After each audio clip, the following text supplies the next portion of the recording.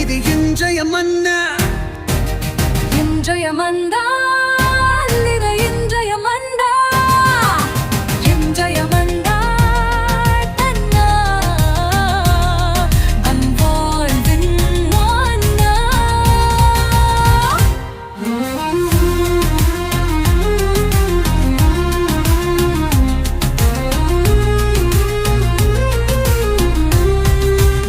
இயேசுவுக்கு பிரியமான அன்பு இறை உறவுகளே, நண்பர்களே, உங்கள் ஒவ்வொருவருமே சிறப்பாக இந்த புதிய நாளில் சந்திப்பதில் மிகுந்த மகிழ்ச்சி. இன்று வியாழக்கிழமை, குழந்தை இயேசுவினுடைய நாள். எனவே குழந்தை இயேசுவினுடைய பக்தி முயற்சிகளை கடைபிடித்து கடவுளை மகிமைப்படுத்த நாம் இறைவனை அடைகிறோம் என்று நம்பிக்கையோடு இந்த நாளை தொடங்குவோம். அன்புக்குரியவர்களே, இன்றைய மன்னா என்ற இந்த நிகழ்ச்சியின் மூலமாக நம்முடைய தாயாம் திரு அவையும் நம் ஆண்டவர் இயேசுவும் நமக்கு கொடுக்கிற இன்றைய மன்னா லூக்கா நற்செய்தி பிரிவு 13 இறை வார்த்தைகள் 31 35 உடைய பகுதிகள். இந்த பகுதி எதை பற்றி பேசுகிறது என்றால், நேற்றைய நற்செய்தியினுடைய தொடர்ச்சியாகவே இருக்கிறது. நேற்றைய நற்செய்தியிலே இயேசு எருசலேம் நோக்கி பயணம் செய்கிறார். அதில் இடையிலே ஒருவர் சந்தித்து, யார் மீட்பை பெறுவார்கள், நாங்கள் மட்டுமா அல்லது அனைவருமா என்று கேட்கிறார்கள். இந்த பதிலை சொல்லிவிட்டு இயேசு பயணம் செய்து எருசலேம் நகரிலே இன்றைய நற்செய்தியிலே பணி செய்து கொண்டிருக்கிறார். அப்போ ஒரு சிலர் இயேசு கிட்ட சொல்றாங்க, இங்கிருந்து தப்பிச்சு ஓடிடுங்க, ஏரோது மன்னன் உங்களை கொலை செய்ய தேடிக்கொண்டிருக்கிறான் அப்படின்னு சொல்லுவாங்க. உடனே இயேசு பயந்து, ஐயோ நான் ஓடுறேன்டா, துண்டை காணான் துணியை காணான்னு ஓடினாரா? இல்லை. உடனே அவருக்கு அழகா கூலா அப்படியே நின்றுட்டு பதில் சொல்றாரு, இன்று நாளை மறுநாள் நான் இங்கே தான் இருப்பேன்.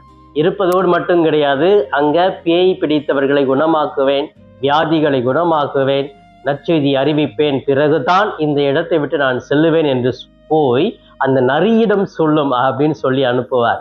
அன்புக்குரியவர்களே, இந்த நற்செய்தியை படிக்கிற போது இயேசுவினுடைய துணிச்சலை பார்க்க முடிகிறது, அங்கு அவர் செய்த பணியை பார்க்க முடிகிறது.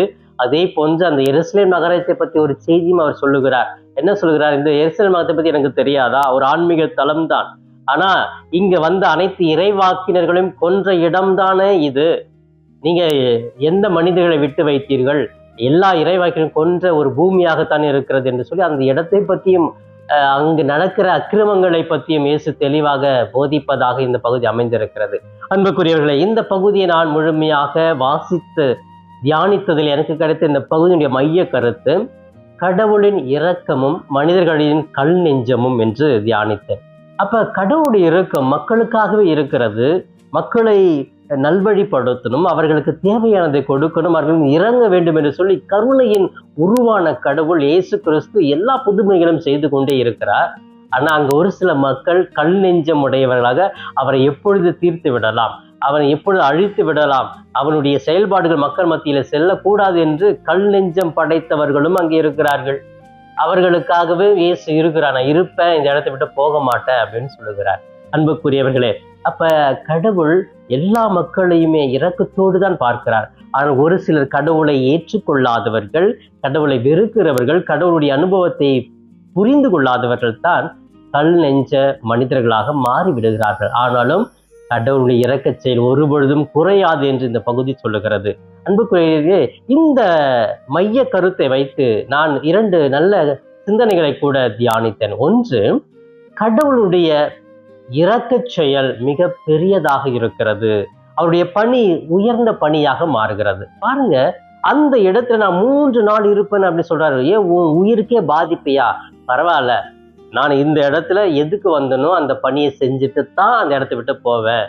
பேய்களை விரட்டி அடிப்பேன், வியாதிகளை நீக்குவேன், நல்லது செய்வேன், அதுக்கப்புறம் தான் இந்த இடத்த விட்டு போவேன் அப்படின்னு துணிச்சலா சொல்றாரு பாருங்களா.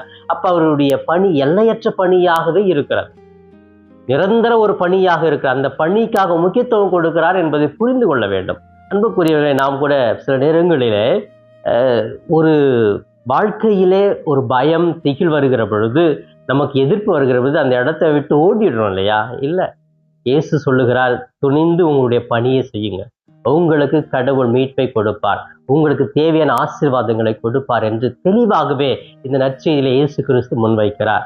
அப்ப இயேசு எல்லையற்ற பணி அந்த இடத்துல இருந்தது போன்று நாமும் பிறருக்காக பணி செய்யணும். அவர்களுடைய மீது இரக்கம் வைக்கணும். அவர்களை குணப்படுத்துவது என்னுடைய பொறுப்பு, என்னுடைய கடமை என்று உணர்ந்து அந்த இடத்துல இருந்து நம்ம செய்யணும் அப்படின்னு சொல்லப்படுகிறது. அன்புக்குரியவர்களே, ஒரு காரியம் செய்யணும் அப்படின்னா அங்கே இருக்கணும், அந்த சூழ்நிலையை சந்திக்கணும், பயந்து ஓடக்கூடாது என்ற ஒரு செய்தியை அழகாகவே இந்த நற்செய்தியில விளக்குகிறார். இரண்டாவது கருத்தாக இந்த நற்செய்தியில எருசலேமுக்கான இரக்கம், எருசலேம் நகரத்திற்கான ஒரு இரக்கத்தையும் அந்த இடத்துல காட்டுறார் பார்க்கிறோம்.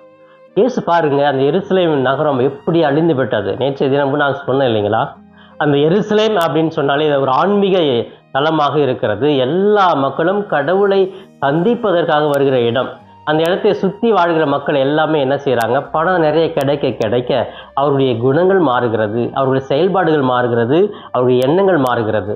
பணம் வந்துருச்சுன்னா பிஸ்னஸ் மைண்டு, நிறைய சம்பாதிக்கணும், தவறு செய்யணும், மற்றவங்களை ஏமாற்றணும், அடித்து உதைச்சி பணத்தை அபகரிக்கணும் அப்படிங்கிற ஒரு எண்ணம் தான் அந்த இடத்துல வந்து. அப்படிப்பட்ட அந்த இடத்தை பார்த்து, எருசலேமை பார்த்து கடவுள் இரக்கம் கொள்ளுகிறார். இந்த மக்கள் திருந்த மாட்டார்களா, நேர்மையோடு வாழ மாட்டார்கள்? இதைத்தான் இன்னொரு பகுதியில் கூட படிப்போம். இயேசு அந்த ஆலயத்தை தூய்மையாக்கின, அடித்து விரட்டி அடித்தார் வியாபாரம் செய்பவர்கள் என்று வாசிக்கிறோம். அன்புக்குரியவர்களே, கடவுள் அந்த எருசலேம் நகர் மீது, அவருக்கு எதிராக இருக்கிற அந்த நகர் மீதும் கூட அவர் இரக்கம் காட்டுகிறார். இதுதான் கடவுளின் பண்பு.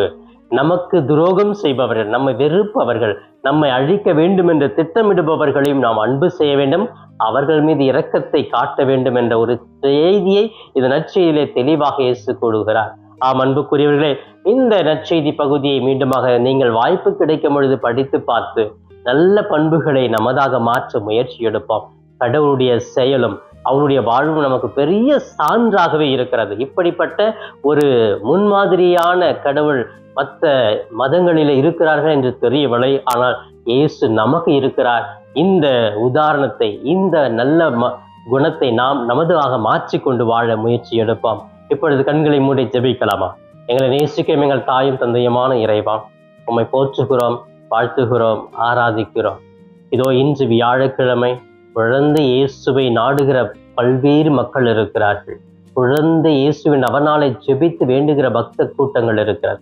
குழந்தை இயேசுவை புனித அந்தோனிய கரங்களிலே தவழ்பவரே, எங்களுக்காகவே நீர் ஒவ்வொரு நாளும் கொடுக்கிற ஒவ்வொரு அருளையும் நாங்கள் பெற்றுக்கொண்டு உம்மை நாங்கள் மகிமைப்படுத்தி கொண்டே இருக்க வேண்டும் என்று விரும்புவதை போன்று நாங்கள் மீது பக்தியை வைத்து அனைத்தையும் பெற்றுக்கொள்ள ஆற்றல் கொடும்.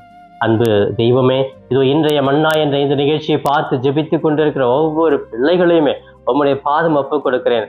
தாங்கிக் கொள்ளும், வழி நடத்தும், குடும்பத்தில் இருக்கிற பிரச்சனைகள் நீங்கட்டும் ஆண்டவரே. குழந்தைகள், படிக்கிற பிள்ளைகள், கல்லூரியில இருக்கிற பிள்ளைகளுக்கு நல்ல ஞானத்தை கொடும். தீய பழக்கங்கள், தீய குணங்கள் இவர்களை ஆட்கொள்ளாமல் இருக்கட்டும். இன்னும் குடும்பத்திலே குடி பழக்கத்தில் இருக்கிற கணவனோ மற்ற பெண்களோ அந்த பௌதிக்கு அடிமையாகாமல் அவர்கள் அதிலிருந்து மீண்டு வந்து குடும்பத்திலே சமாதானத்தோடு பிள்ளைகளுக்காக, மனைவிக்காக, மற்றவர்களுக்காக வாழ அவர்களுக்கு ஆற்றலை கொடுப்பீராக. அன்பு தெய்வமே, குழந்தை பாக்கியம் இல்லாமல் இயங்குகிற எத்தனையோ பிள்ளைகள் இருக்கிறார்கள். திருமணம் தடைப்பட்டு கொண்டே செல்கிறது, நல்ல வரன் கிடைக்கவில்லையே என்று இயங்குகிறார்கள். இவர்கள் அனைவருக்கும் நல்ல ஒரு வாழ்வை கொடுத்தரணும். நீரே துணையாக, பாதுகாப்பாக இருந்து வழி நடத்தும் ஆண்டவரே. இவையெல்லாம் எங்கள் ஆண்டவரும் மீட்பெருமான இயேசுவின் இணையற்ற நாமத்தில் ஜெபிக்கிறேன், என் ஜீவனுள்ள நல்ல பிதாவே. ஆமேன், ஆமேன். பிரியமானவர்களே, இந்த நாள் இனிய நாளாக, இறை அருளை நிறைவாக பெற்று மகிழும் நாளாக இருக்க வாழ்த்துகிறேன். உங்கள் ஒவ்வொருவருக்காக சிறப்பாக ஜெபிக்கிறேன். இயேசுவுக்கே புகழ், மரியே வாழ்க. Thanks for watching Father Das Cap YouTube channel. Subscribe the channel and share with your friends.